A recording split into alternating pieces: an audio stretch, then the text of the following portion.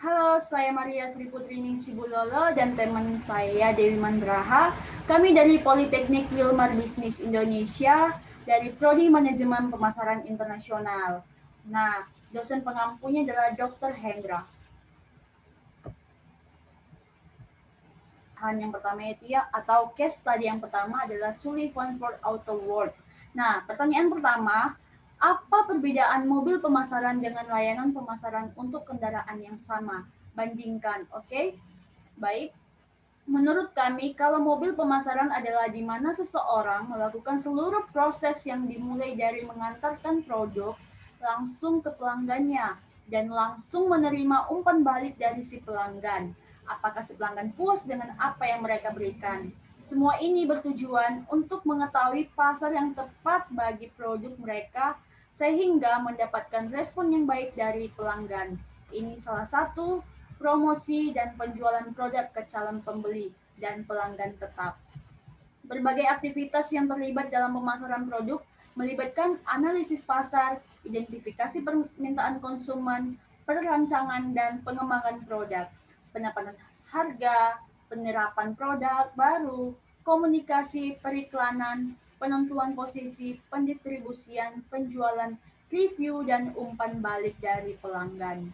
Sedangkan layanan pemasaran adalah mempromosikan hal ini bertujuan agar badan usaha dapat memberikan solusi terhadap masalah yang dihadapi klien. Ini mencangkup bisnis ke bisnis dan bisnis ke konsumen. Dan layanan adalah tindakan untuk melakukan sesuatu untuk seseorang dengan imbalan pertimbangan yang memadai. Ini tidak berwujud dikonsumsi pada saat produksinya dan tidak dapat diinventarisasi dan dijual kembali. Setiap penawaran layanan ini unik karena tidak dapat diulang kembali atau diproduksi kembali. Nah, setiap penawaran layanan ini diberikan oleh orang yang sama atau produk yang sama sehingga produk ini tidak dapat dibuat kembali atau dijual kembali, produknya hanya satu gitu. Ketika perusahaan yang membeli produk ini, maka perusahaan itu tidak dapat membuat lagi karena hanya satu atau limited gitu, seperti itu. Nah, pertanyaan kedua itu perbandingan departemen penjualan dan servis di Auto World. Kami menjawab kalau departemen penjualan itu salah satu penjualan produk baru dan tidak semua orang dapat membeli produk baru karena menurunnya tingkat kepercayaan konsumen akibat kurangnya nilai kepuasan yang mereka inginkan. Dan sedangkan servis Auto World ini, mereka melakukan servis yang lama atau produk lama menjadi seperti barang baru gitu.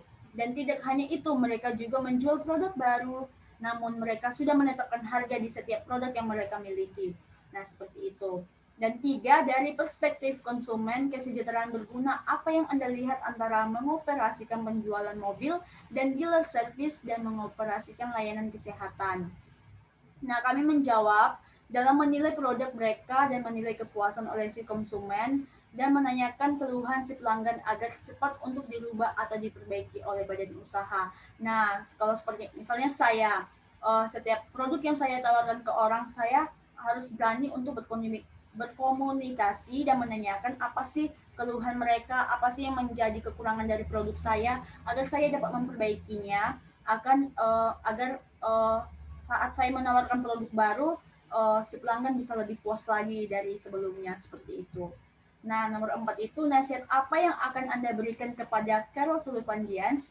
Nah, menurut kami itu Carol Sullivan Diaz harus ada komunikasi yang baik terhadap pelanggannya dan memiliki pelayanan yang terbaik terhadap konsumen, seperti itu. Ketika kita memiliki komunikasi yang baik dan pelayanan yang baik, sehingga pasti konsumen-konsumen yang atau pelanggan-pelanggan kita akan senang dengan bukan hanya senang dari sikap kita atau pelayanan kita, tapi pasti senang dengan produk yang kita tawarkan kepada mereka, seperti itu.